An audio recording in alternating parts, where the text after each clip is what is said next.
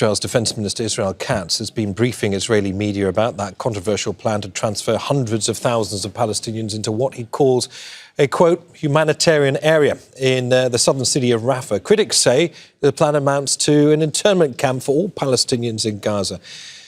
And here's what Katz said. He says up to 600,000 people will be moved there after undergoing Israeli security checks. The area would be sealed with movement in and out strictly controlled by the Israeli military. Katz says although Israeli forces would secure the perimeter of the site, they wouldn't run it. Instead, he claims, international organisations would be expected to provide aid and manage the services there. All right, well, let's discuss all of this with our guests. Joining me from Tel Aviv is Alon Pinkas, a former Israeli diplomat, and New York in the UK, Sultan Barakat, Professor of Public Policy at Hamad bin Khalifa University. A warm welcome to both of you. Sultan, I wonder if we can start with what's been happening in the White House between Netanyahu and Donald Trump. Both of them seem to have shone new light on their vision for Gaza and the fate of the Palestinian people. I note on multiple occasions, Trump seemed to defer to Benjamin Netanyahu on the prospects of a two-state solution. Netanyahu replied, quote, "We don't care." Netanyahu also renewed support for displacing and resettling the Palestinian population in Gaza abroad. And given the outright rejection of the plan the last time it was mooted by the Trump administration and Netanyahu, why is it now back on the table? Well, I think it has never been really taken off the table. I think the plan has been there right from the moment it was announced. And it is us with our wishful thinking and maybe a little bit of our sort of humanitarian concerns that we think, oh, it's impossible to go that far. No nations, no one would accept the displacement of the Palestinians in the form that Netanyahu and Trump has proposed earlier in this year. But the reality is that they seem to be working systematically towards that goal. And you should look not just at what's going on in Gaza, but what they've been able to achieve regionally, starting with Lebanon, Syria, Iran, the neutralization of the dissenting voices of the Arab states, either by putting them under greater pressure, countries like Jordan that now have placed themselves in a position where they were protecting the Israelis in the name of protecting their own sovereignty, or countries like Qatar and Oman that have now been neutralized by being placed as mediators. And I think the plan is unfolding, but they know exactly where they're heading, and that is the displacement of the Palestinians out of Gaza.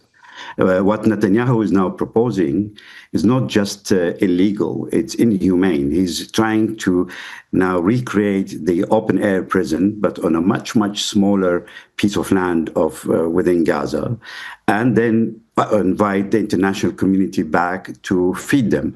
And I think personally there should be really a strong reaction to this globally, and particularly from the humanitarian agencies. They should never accept now to go in according to their dictate, to pick up the pieces, having done or having decided to go ahead with this plan. Alon, Sultan says the plan has never been off the table. It may have been quietly put to one side, but now it is very much in the limelight again, given that Netanyahu and Trump have been so forthright about it during their meeting in the White House. But the plan seems to have been taking shape for months now. We know the Gaza Humanitarian Foundation has even been modelling an idea to relocate Palestinians in so-called, quote, voluntary transit camps, as mentioned there by Sultan. Destinations could include Egypt and Cyprus. They even hired the Boston Consulting Group to model the cost of relocating Palestinians, estimated at something like $9,000 per head. There are clearly,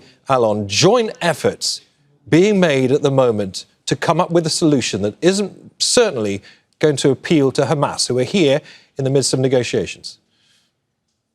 Well, the fact that people are talking about this doesn't mean that there's a practical plan. I leave aside the moral depravity and the infringement of human rights, and I agree with everything the professor said. But the fact that the Israeli Defense Minister blurts some ideas out, or even, even the Prime Minister or even the President of the United States, doesn't mean that there's a plan.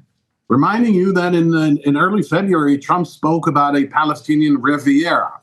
And within 36 hours, he changed that from a Riviera for the Palestinians to the Palestinians will be expelled. Now they're talking about, like you said, the Boston Consulting Group. All right, so you retain a company, they come up with a plan. That doesn't mean it is implementable. That doesn't mean that it is practical. And if the Gaza Humanitarian Fund is going to run this the same way they ran the humanitarian aid, it's not going to succeed. Now we reintegrate back the moral dimension or the human dimension. This ensures, this is a recipe for catastrophe because it ensures that no agreement in Gaza is durable. It means that the so-called post-war Gaza ideas that are floating, and there indeed it seems to be an Emirati plan crafted primarily by people in the United Arab Emirates, calling for an inter-Arab force to go in, composed of Egypt, Jordan, the Emirates, Saudi Arabia, and the Palestinian Authority. If this plan that we're talking about is going to become policy, which it is not yet, but let's assume it is, then that renders any post-war framework moot. Alon, and so, Alon, let me put that to Sultan, because essentially, Sultan, there may be a plan, but at the moment it's not policy, says Alon. Do you think, Sultan, that Israel, either way, is marching slowly towards essentially seizing control of the whole of Gaza? I think so. It's more than that. I think the displacement will be soon followed by settlement.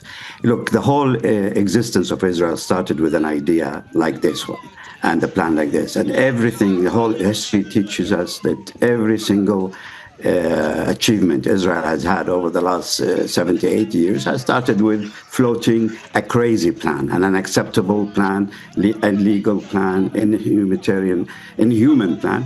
And with time, they managed to implement it. And that is, I think, the lesson that we should reflect very carefully on. Alan, just turn to Alan, Sultan, quickly, because you were shaking your head there, Alan. Why do you object to that? Well, because what Sultan said about how Israel began is absolutely and historically wrong. He is right. He's absolutely right in terms of the settlement, particularly in the West Bank, but also at the time in Gaza. And he's absolutely right, Sultan, that is, he's absolutely right that this is what the extreme right wing is trying to do in Gaza. But that floating an idea is not, he's assuming there's some kind of sophisticated and devious plan to float out an idea that seems Sultan, back to you. Do you accept you may be overestimating what the Israelis have in mind for Gaza? No, I don't. I think I'm very confident what I'm saying. And this is the reason why Netanyahu would not discuss anything outside Washington, D.C.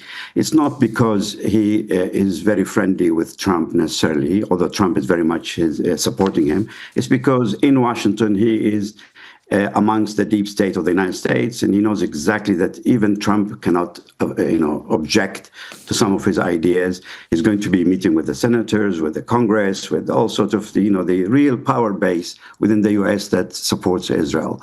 And this is one of the most important, I think, things for him is that he wants to make sure that the U.S. is shifting even greater towards this totally illogical plans. He's also managed in the last few weeks to stall the process that was started by France and the United Kingdom and some European countries to talk about the potential of a two-state solutions. If you recall, on the eve when the conference in Paris was about to take place, we had the attack on Iran, and that derailed that whole process and silenced that group of people. Over the last few weeks, he's also managed, unfortunately, to get us all to accept this level of victimization of the Palestinians. On daily basis, there are an average of 100 Palestinians being slaughtered, chasing food in Gaza. This Gaza Humanitarian Foundation, the fact that he managed to get away with it against all the international protests is all part of this plan. I mean, it is only Israel can get away with this. Sultan, Alan, stay with us, because I want to take the conversation in a slightly different direction. Because last night there were Other major developments, the US government lifted, as we know, the designation of a terrorist organization from Syria, the Hayat Tahrir al-Sham, or HTS. The group was previously known as the Nusra Front when it was al-Qaeda's branch in Syria. It was headed, as we know, at one point by Ahmed al-Sharaa, who is now the president of Syria. The move comes after Trump signed an executive order to end US sanctions on Syria a week ago. HTS was dissolved earlier this year with its forces integrated into the Syrian military and police. Back to Alon and Sultan. Sultan, starting with you, because we know this is on a tangent to what we're discussing, but not wholly unrelated. We know there may be some move in the background towards normalizing relations between Israel and potentially Syria later down the road, a possible expansion of the so-called Abraham Accords. What do you think, as a build-up to that potentially, the reclassifying of HTS means within a wider context of the Middle East at the moment? Sultan. Well, on the one hand, it is important for Syria to reach a degree of normality. And as you know now, the new government is acceptable to most, in fact, all Arab countries at the moment, and has proven that it is really going to bring qualitative difference to the life of the Syrians themselves.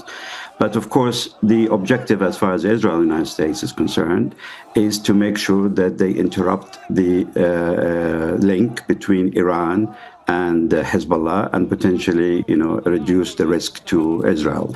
And the current government is ideal for doing so because their war originally, their fight, these groups were very much against Iran. They're determined to make sure that Iran is out of there.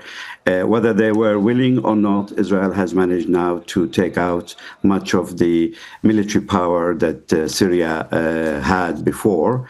And of course, they've expanded the area they're occupying from the Golan Heights by taking over what has remained from the 1974 border. Now, I think they will probably go into negotiations, and at best, the Israelis will withdraw back to their Golan area, which now United States, of course, recognize as part of Israel. They've annexed it. And the Syrian government will settle to that. But having said that, I don't think the Syrian people deep inside them will accept all of this. Right. I think Sharia is playing very, very dangerous game with this. There's a very fine line between focusing on internal affairs of Syria and turning a blind eye to what the Israelis are doing in Palestine, in Lebanon and elsewhere. Sultan, I want to put that to Alon, because obviously there are security implications, aren't there, for Israel going forward. How the world views Syria and the Syrian leadership inevitably is being factored into equations by the Israeli government as well. But nevertheless, I mean, the Al-Nusra Front is an organisation that back in 2016 was accused by Amnesty International of torture, child abduction and summary execution. Is it now possible for Israel and others to put these pasts aside? Hypothetically, yes. And it is actually happening, although at a very slow pace. And we don't know if this would last 5 years from now. But yeah, it's absolutely possible. Look, I agree 100% with Sultan's analysis. I just want to add 2-3 points. From a military standpoint, Syria is no threat to Israel. The idea was, and I'm repeating what Sultan said, the idea was to further sever the ties between Iran and Hezbollah, which are already significantly severed with the fall of the Assad regime and the relative geopolitical weakening of Iran. Now, strategically, Israel always looked at Syria and Lebanon as one unit, although Lebanon never posed a substantial military threat. But Syrian influence in Lebanon was always important. So by half normalizing, and I emphasize half normalizing because you cannot normalize in the foreseeable future relations between Israel and Syria as long as the Golan Heights is held by Israel, and Israel has no indications or no intentions, showing no indications and has no intentions of relinquishing the Golan Heights. And so even if you keep the Golan Heights for 10 years and you provide the Syrians with assurances that it's all open in the future, Right. and it could become a free, open economic zone shared by the dual sovereignty, okay, that's fine. The idea is to weaken Hezbollah, and in that respect, this could happen, but let's not put too much hope into it. All right. Thanks to both of you for joining us. It's been a pleasure to have you on Al Jazeera. Alon Pinkas and Sultan Barakat there. Make sure to subscribe to our channel to get the latest news from Al Jazeera.